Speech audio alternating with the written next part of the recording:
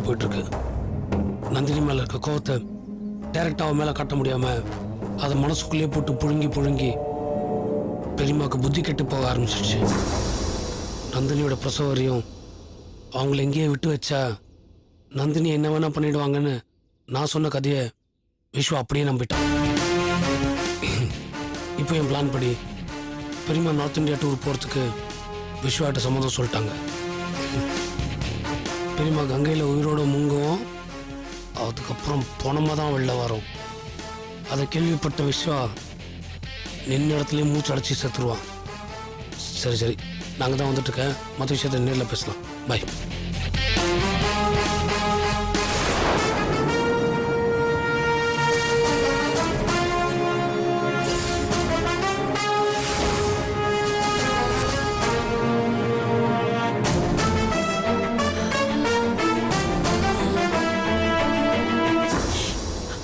கடவுளே, இதெல்லாம் இந்த பாவியோட வேலை தானா? இவ சொல்லிதான் என் புள்ள என்ன அனுப்புறானா? கடவுளே, நான் என்ன செய்வேன்? இவன் இதெல்லாம் யாருக்கிட்ட பேசிட்டு இருக்கான்னு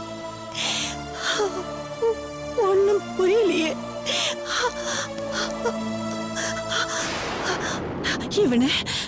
இவனை ஏதாவது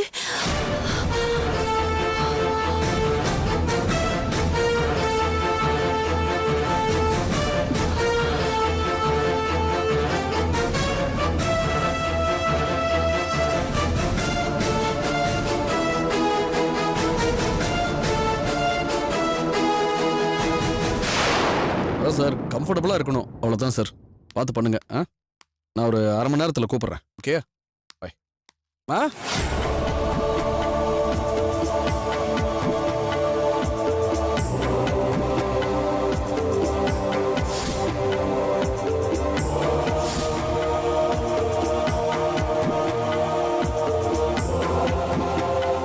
கடவுளே, இப்ப என்ன பண்றது?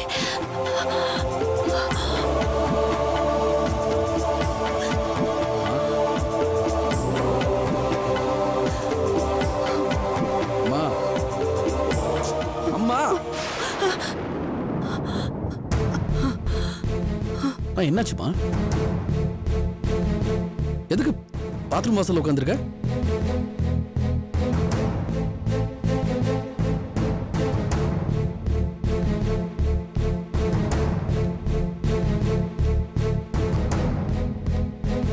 என்னாச்சுமா? ஒண்ணு இல்லப்பா. உண்மையை சொல்லுமா. இல்ல மனசுல ஏதாவது கஷ்டம் இருக்கா? ஏதாவது பிரச்சனையாமா? உங்க அம்மாவுக்கு புத்தி கிட்டு போச்சான்னு கேக்குறியா விஸ்வா?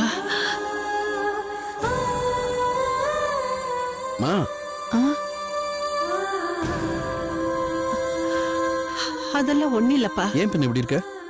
லேசா கொஞ்சம் தலைவலிக்கு, அதான். டேப்லெட் ஏதாவது தரவா? அதெல்லாம் ஒண்ணு வேண்டாம். சரி, ஒண்ணும் இல்ல. நான் அந்த காசி போற விஷயமா ஒரு டிராவல்ஸ் கிட்ட பேசினேன். ரொம்ப நல்ல கம்பெனி, 25 வருஷமா இருக்காங்க. ஒரு டீம் நாளைக்கு கூட்டிட்டு போறாங்களா. ஏஜ்லயே நிறைய லேடிஸ் இருக்காங்களா, தனியா போறவங்க கூட இருக்காங்களா. ரொம்ப வசதியா கூட்டிட்டு வருவோம் நாங்க. நீ ஓகேன்னா நான் புக் பண்ணிடுவேன். என்ன சொல்ற?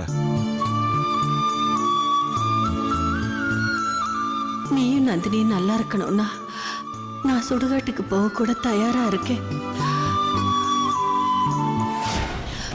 ஆனா அந்த பாவி நம்ம குடும்பத்தையே குழி தோண்டி புதைக்க திட்டம் போட்டுட்டு இருக்கிறது தெரியாம அவன் பேச்ச கேட்டு என்ன அனுப்பி வைக்க தயாராயிட்டிய விஸ்வா. அதுதான்டா மனசுக்கு கஷ்டமா இருக்கு.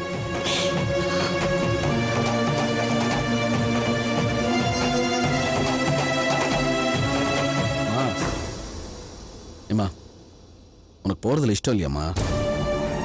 இல்ல இப்பவும் சொல்றேன், நான் கம்பல் பண்றேங்கிறதுக்காக தயவு செஞ்சு வேணாம். நான் எப்படியும் புக் ஒன்றும் பண்ணல டிக்கெட்டு.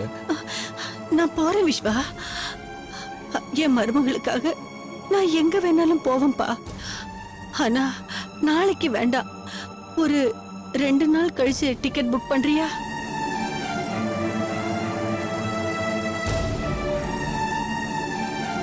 இல்லம்மா, நாளைக்குன்னா அவங்க எனக்காக செய்ய மாட்டியாப்பா? என்னம்மா பிராங்கா சொல்லணும்னா நீ ஊருக்கு போறதுல எனக்குமே இஷ்டம் இல்லைம்மா. வேற வழி தெரியல எனக்கு. நந்தினிக்கு நல்லபடி டெலிவரி ஆகணுன்ற ஒரு காரணத்துக்கு தான்மா, வேற ஒன்றும் இல்லை. சரியா? ஒன்றும் பிரச்சனை இல்லை. ஒரு 2 நாள் கழிச்சு போலாம். சைட்ல கொஞ்சம் முக்கியமான ஃபினிஷிங் ஒர்க் இருக்கு, நான் கிளம்பணும். சரி. தலைவலின்னு சொன்னேன்ல, டேப்லெட் என் ட்ராவில் இருக்கு. சாப்பிட்டுட்டு டேப்லெட்டை போட்டுட்டு நல்லா ரெஸ்ட் எடு. சரியா? பார்த்து பத்திரமா போயிட்டு வா. சரிம்மா, போயிட்டு வரமா.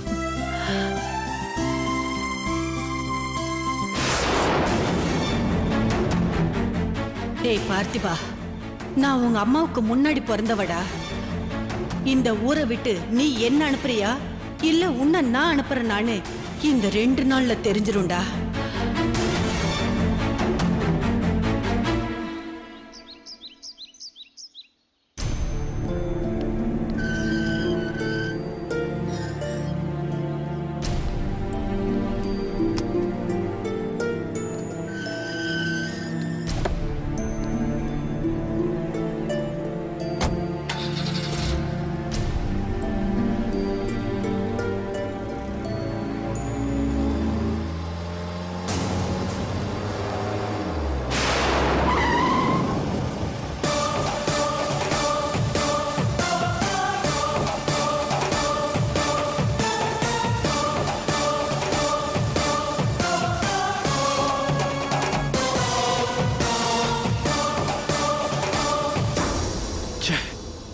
பொம்பளை என்ன ஜென்மம் திருந்தாத போல் இருக்கே.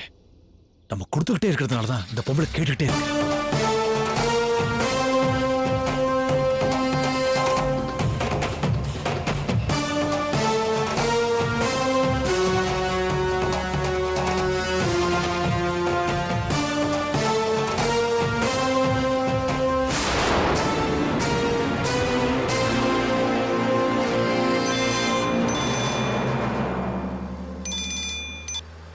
ஹலோ ஹலோ தம்பி, நான் தான் தம்பி.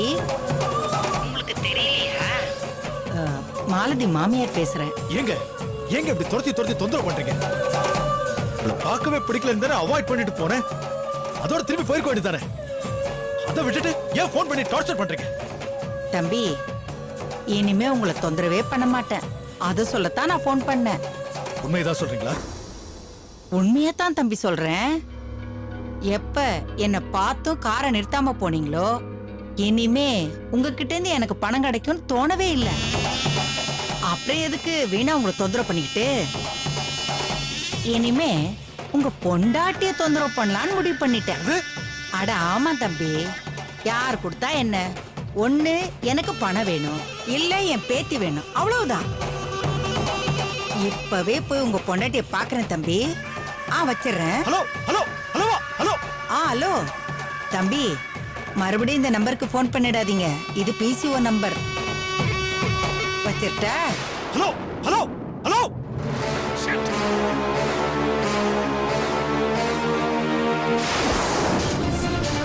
இத பாருங்கண்ணே, நீங்க என்ன பண்ணீங்களோ ஏது பண்ணீங்களோ எனக்கு தெரியாதுண்ணே. எப்படியாவது பேசி என் பேத்தியை என்கிட்ட வாங்கி கொடுங்க. ஏன் பேத்தி அவங்க வச்சுட்டு அவங்க குழந்தைன்னு சொல்றாங்க. நீ வாமா, நம்ம பிள்ளைய கையில வச்சுக்கிட்டு அவங்க என்ன பேசுறது?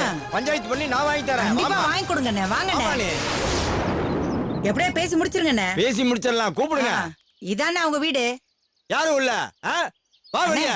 இருங்கண்ணே, நான் போய் கூட்டிட்டு வரேன். என்னையாது இந்த மா பேத்திய வச்சுக்கிட்டு எவ்வளவு அக்கிரமம் பண்றாங்க பாத்தியா? பணம் கேட்டா வண்டியை திருப்பிட்டு ஓடுறியா நீ? வா வா, இன்னைக்கு மாட்டின மவனே. உன் பொண்டாட்டிகிட்ட மாட்டி விட்டு உன்னை என்ன பண்றேன்னு பாரு. இன்னைக்கு இரு, வரேன். மேலதானே இருக்க, வரேன். ராகினி, யார் நீங்க? நீங்க பாட்டுக்கு மேலே ஏறி வந்துட்டே இருக்கீங்க. எங்க போறீங்க? என்ன தெரியலையா? கோயில பார்த்தமே. புத்தி கெட்டவ நீ. ஆனா நான் புத்தி கெட்டு போய் வரல, தெளிவா வந்திருக்கேன். அதான் என் பேத்திய தூக்கிட்டு போலான்னு வந்திருக்கேன். என்னது உங்க பேத்தியா? என்ன சொல்றீங்க? ஏய், கைய விடுறே. எதுவா இருந்தாலும் கீழே வந்து பேசு. கீழே இருக்க உனக்கு பஞ்சாயத்து. என்னது என்ன சொல்றீங்க? என்ன நீங்க? குழந்தை விடுங்க. குழந்தை விடுங்க. எங்க போறீங்க? என்னங்க? என் குழந்தை கூட என் பேத்தியா? குழந்தை கிடைச்சிருச்சுல, வாங்க போலாம். இருங்க. இங்க பாருங்க, இவங்க நார்மல் கிடையாது. இவங்களுக்கு மனநல பாதிக்கப்பட்டிருக்கு. இவங்க சொல்றது எதையும் நம்பாதீங்க. என் குழந்தை கூட என் குழந்தைய கொடுத்துருங்க இல்ல நான் போலீஸ்க்கு போவேன். என்னடி பூச்சாண்டி கட்டுறியா பூச்சாண்டி கட்டுறியா? கூப்பிடுறி போலீஸ. அவங்கள வச்சே இந்த பஞ்சாயத்தை பைசல் பண்ண சொல்ற. கூப்பிடுறி அவங்கள. என்னடி முழிக்கிற? உன்னால முடியாதுல்ல? என்ன புத்தி கெட்டவன் உங்ககிட்ட சொன்னது யாரு? என் மருமக மாலதி தானே? மாலதி உங்க மருமகளா? ஆமாண்டி, என் மகனை தான் அவ கட்டியிருக்கா. அவங்க 2 பேருக்கும் பிறந்ததுதான் இப்ப என் கையில இருக்கிற என் பேத்தி.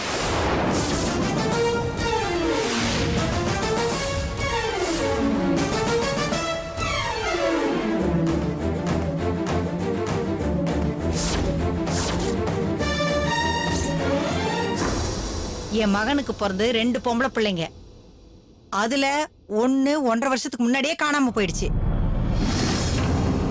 ஆனா அது உங்ககிட்ட எப்படி வந்து சேர்ந்ததுன்னு எனக்கு தெரியல.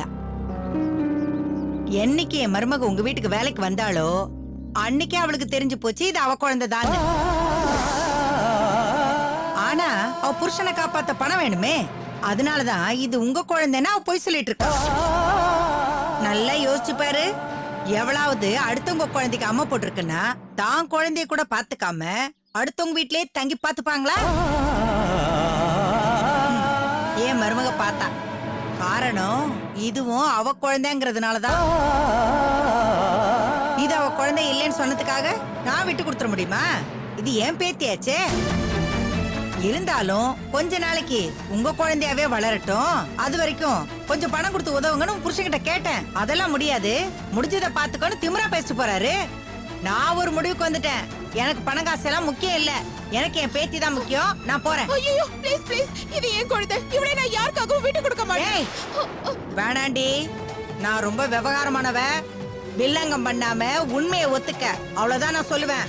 இல்ல, இது என் குழந்தைதான். இவளை நான் யாருக்காகவும் விட்டு கொடுக்க மாட்டேன். என்னென்ன பஞ்சாயத்து பேசுறேன்னு பேசாம நிக்கிறீங்க?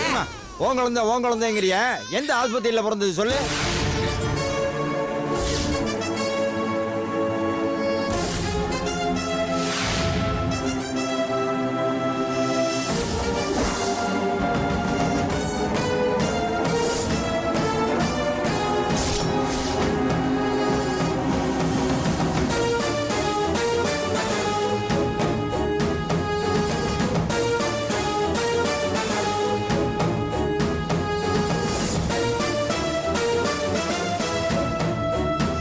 என்ன பதில் சொல்ல முடியல?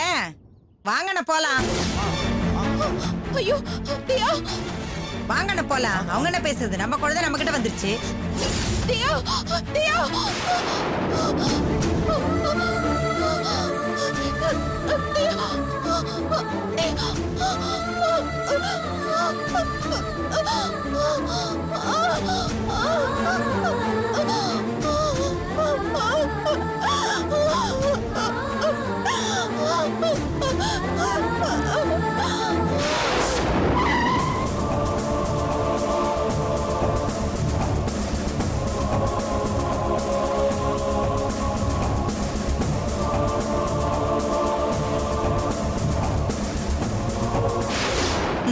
என்ன தம்பி, என்னமோ கார் ரேஸ்ல கலந்துக்கிற மாதிரி என்ன கண்டுக்காம அவ்வளவு வேகமா போனீங்க.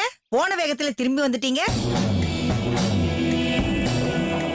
என்ன அப்படி பாக்குறீங்க? நீங்க கண்டுக்காம போனதுக்கு அப்புறமும் நான் ஏன் இங்கே நிக்கிறேன்னா, நீங்க போனா என்ன, உங்க பொண்டாட்டி இன்னும் ஆபீஸ்க்கு போல, வீட்ல இருந்து இந்த பக்கம் தானே வருவாங்க. அதான் அவங்க கிட்ட கொஞ்சம் பேசி பார்க்கலாமேன்னு. வைஃப் கிட்ட இந்த விஷயமா ஏதாவது பேசுனீங்க அப்புறம் என்ன பண்ணுவீங்க? பாருங்க, வயசுக்கு நீங்க பேசுறது அநாகரிகமா தெரியல உங்களுக்கு?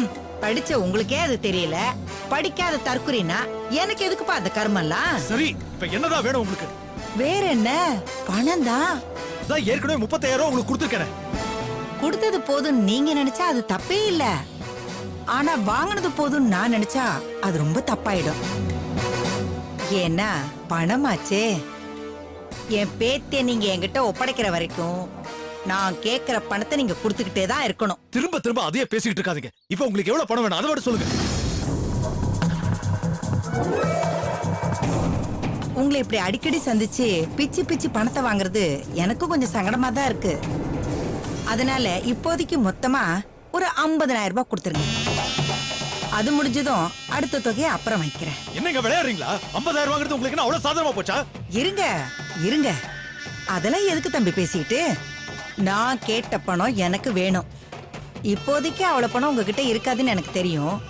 அது சீக்கிரமா ரெடி பண்ணிட்டு எனக்கு நீங்களே ஃபோன் பண்றீங்க. பண்ணலேன்னு வைங்க, உங்க பொண்டாட்டியை நான் பார்க்க வேண்டியிருக்கும். ம், வரட்டா?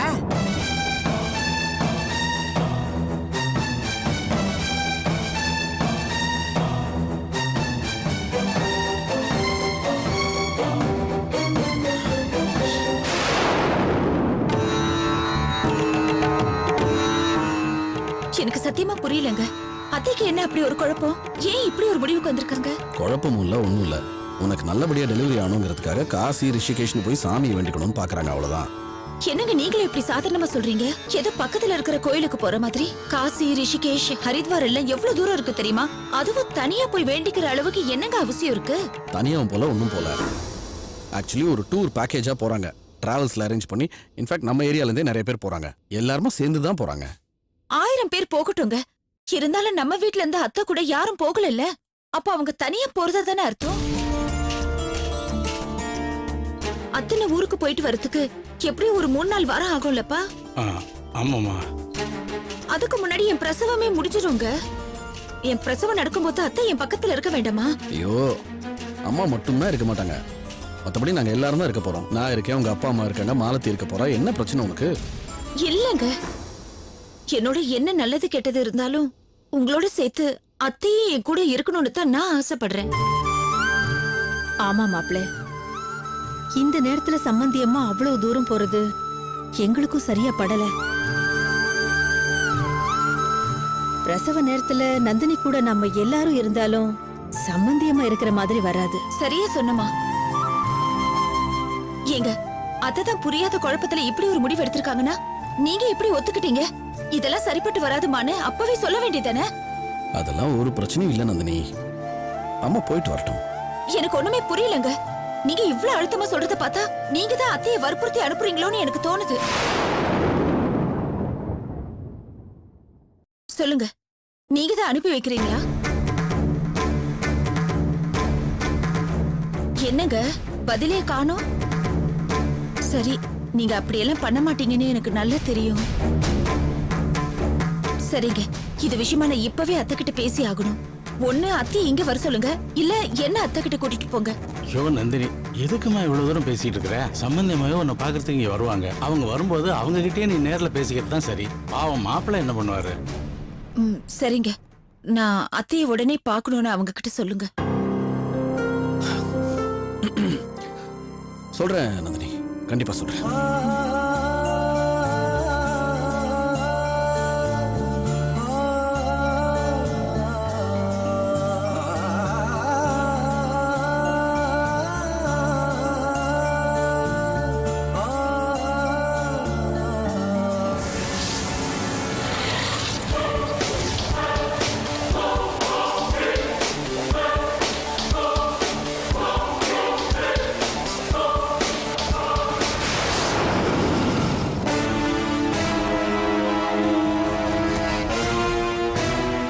டாக்டர் கெட்டப்ல போறான். இவன் என்ன டாக்டரா? இல்லையே.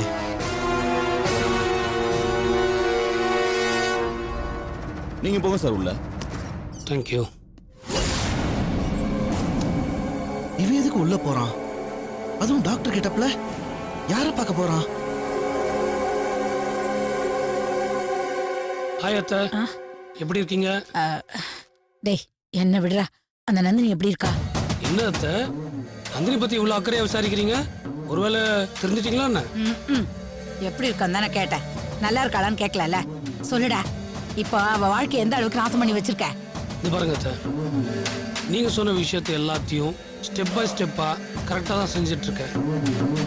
ஆனா நாம எதிர்பார்த்த அளவுக்கு ரிசல்ட் இன்னும் 100% கிடைக்கல. டேய், என்னடா புதிர் போடுற?